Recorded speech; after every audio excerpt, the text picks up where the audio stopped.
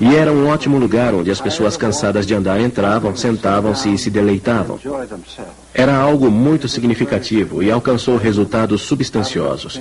Esse era um exemplo do tipo de trabalho que fazíamos. O presidente Hinckley sempre se interessou muito pelo uso da mídia para pregar o evangelho. Foi ele quem organizou, há muitos anos, o primeiro uso da mídia pela igreja. Ele manteve esse interesse, e é assombroso testemunhar seu rápido discernimento e visão panorâmica de qualquer situação que envolva a mídia. E a radiodifusão atual da igreja foi grandemente influenciada por esse homem notável. Nesse meio tempo, nasceu a primeira filha dos Hinckley, Kathleen. E Gordon começou a escavar os alicerces para uma nova casa que ele construiria em sua propriedade em East Mill Creek. Quando nasceu o segundo filho, Richard, em 1941, a nova casa estava pronta para ser ocupada. Papai mesmo projetou essa casa e construiu-a com a ajuda de amigos. Era um ótimo lugar para as crianças crescerem. Havia um grande espaço ao ar livre, uma porção de coisas para fazer, campos e valas, árvores e barracões, trilhas e esconderijos. E também nos fartávamos de cerejas, pêssegos e maçãs frescas. Maçãs verdes. Sempre maçãs verdes. Com sal. Eram as melhores. Era o lugar perfeito para se crescer e, se dependesse de nós, queríamos ficar ali para sempre.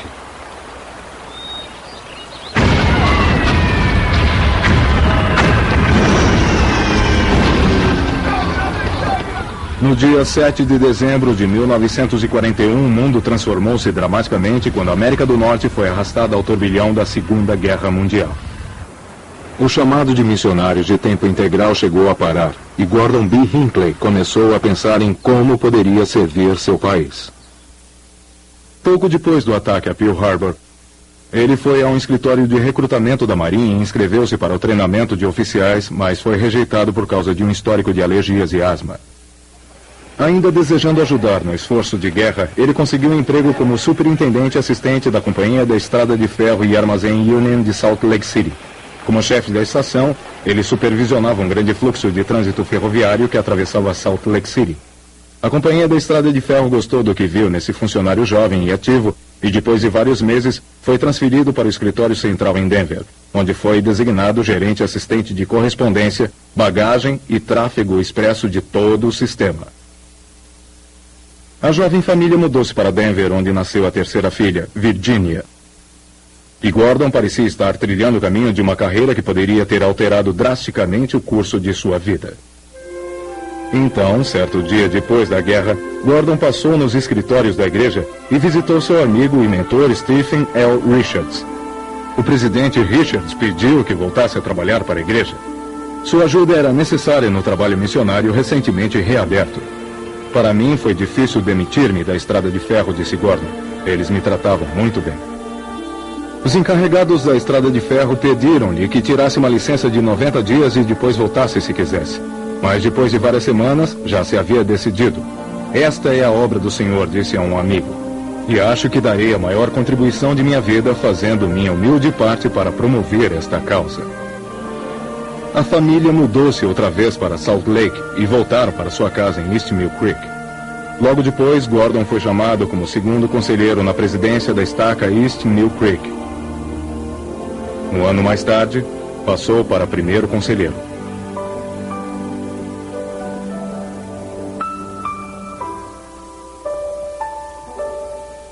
Foram anos maravilhosos enquanto as crianças eram pequenas. Clark nasceu em 1947 e Jane, nossa quinta e última filha, chegou a nós em 1954. Não tínhamos muito dinheiro, assim só fazíamos coisas divertidas, mas não dispendiosas. E conhecemos o estado de Utah, cada centímetro dele. A mamãe lia para nós nas férias e sempre tínhamos 2 ou 3 bons livros que ela trazia. Assim, em vez de ouvir o rádio ou fitas, como fazemos agora, a mamãe lia.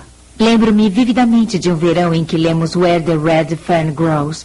Todos choramos juntos e, ao final, lembro-me de que tivemos de dar algumas voltas a mais no quarteirão a fim de secar as lágrimas antes de sermos vistos em público. Sempre parávamos em cada marco histórico, colocado ao lado da estrada. Todavia, ele conhecia a sua história e ela criava vida para nós. Ele nos contava tudo sobre o Marco e era bem divertido. Em 1951, Gordon foi chamado pela primeira presidência para servir como secretário executivo do Comitê Geral Missionário. Nesse cargo, ele cuidaria do funcionamento diário do programa missionário durante os 7 anos seguintes. E naqueles dias o cargo era o homem. Então, os telefonemas chegavam a qualquer hora do dia ou da noite, tornando-se uma responsabilidade de 24 horas por dia. Lembro-me de que, ao chegar no escritório certa manhã, o telefone estava tocando. E antes de tirar o chapéu, eu já havia falado com o presidente de missão da América do Sul, com outro da Europa e ainda outro da Ásia. O telefone tocava dia e noite, no escritório e em casa, mas éramos abençoados pelo Senhor.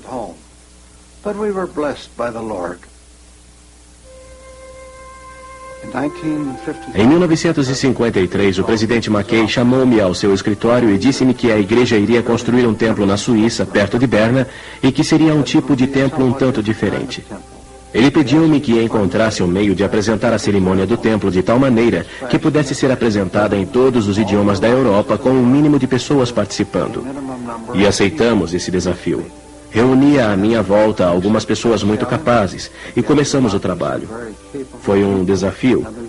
Seguimos um caminho muito diferente de qualquer coisa que já havia sido testada antes. Sinto-me grato ao dizer que daquele esforço pioneiro surgiu um método pelo qual a cerimônia do templo é apresentada em todos, menos 2 dos templos atualmente em funcionamento. In action.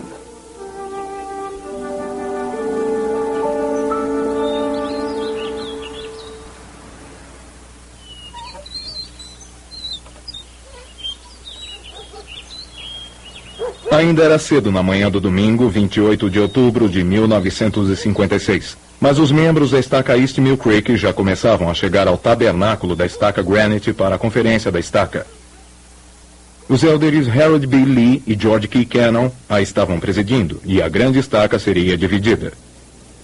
Quando o élder Lee apresentou o nome de Gordon B. Hinckley como presidente da estaca East Mill Creek, um murmúrio de aprovação percorreu a congregação. Ele era muito amado por todas as pessoas. Acho que a maioria dos membros da estaca reconheciam sua grande habilidade como líder e administrador.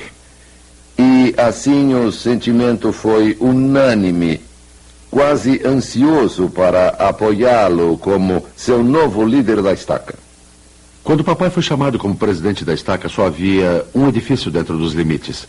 Assim, havia uma enorme necessidade de construir outra sede da estaca e algumas capelas novas. Que me lembre, um de seus primeiros atos como presidente da estaca foi cancelar o passeio ao Parque de Diversões Lagoon e convidar todos os membros da estaca para levar todo o dinheiro que lá gastariam e doá-lo para o novo fundo de construção da estaca.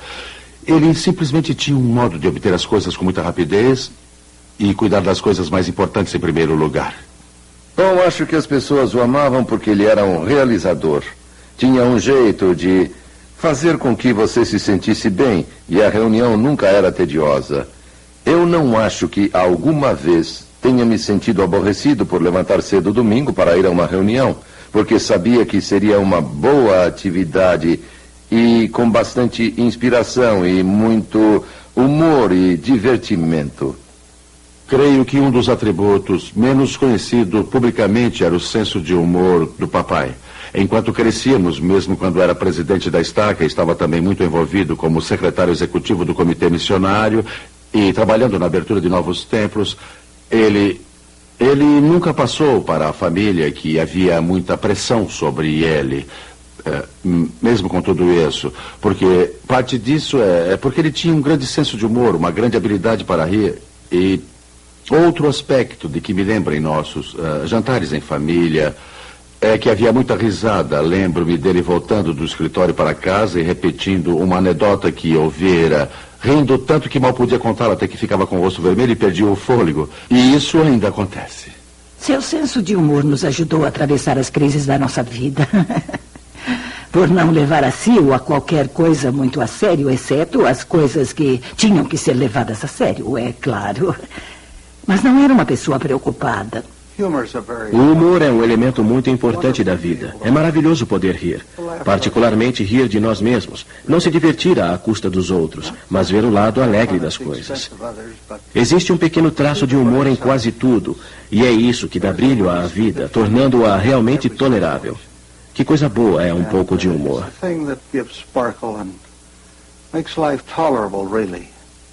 What a great thing is a little humor.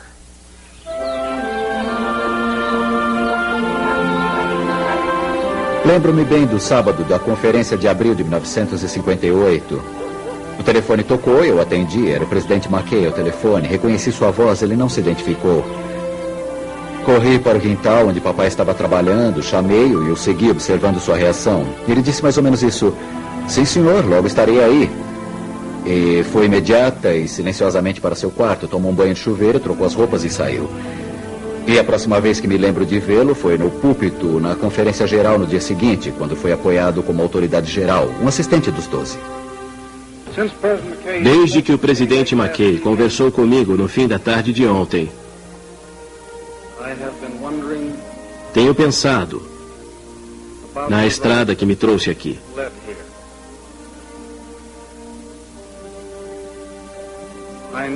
Sei que não a percorri sozinho e sinto-me muito grato aos muitos homens e mulheres que têm me ajudado.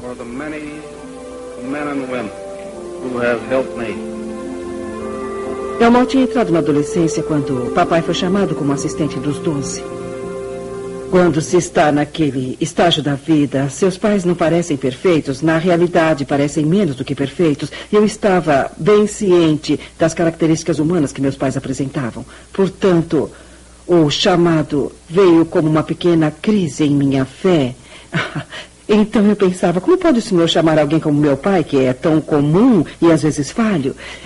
E depois do jantar, naquele dia, quando estávamos superando o choque do chamado, bem, eu disse: o senhor vai ter que trabalhar com aquilo que possui. E todos riram, mas para mim essa é uma expressão da minha fé. Eu realmente acreditava que o senhor o transformaria em algo mais do que meu pai. E ele o fez.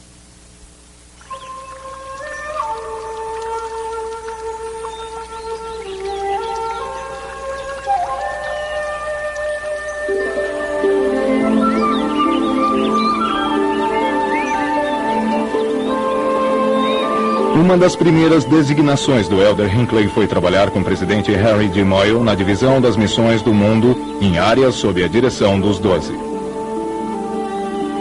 Embora na época ele fosse um assistente dos 12, o Elder Hinckley recebeu a responsabilidade pelo trabalho na Ásia. Durante os 8 anos seguintes, ele viajaria 21 vezes ao Oriente.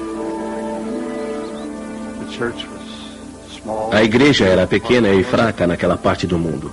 Não tínhamos capelas. Reuníamos-nos em pequenas casas alugadas. Mas é uma grande experiência gratificante ver o milagre que está acontecendo na Ásia e ver os líderes fortes que têm surgido. Homens e mulheres que, através de todos esses anos, têm mantido a fé e crescido em sua capacidade, preenchendo cargos de grande responsabilidade naquela parte maravilhosa da Terra. É uma região que amo muito. O presidente Gordon B. Hinckley, sem dúvida alguma, é o pai da igreja na Ásia. Ainda posso ver o presidente Hinckley presente a um local de reuniões escuro, sem calefação, pouco iluminado, onde as pessoas estavam agachadas, sem conforto,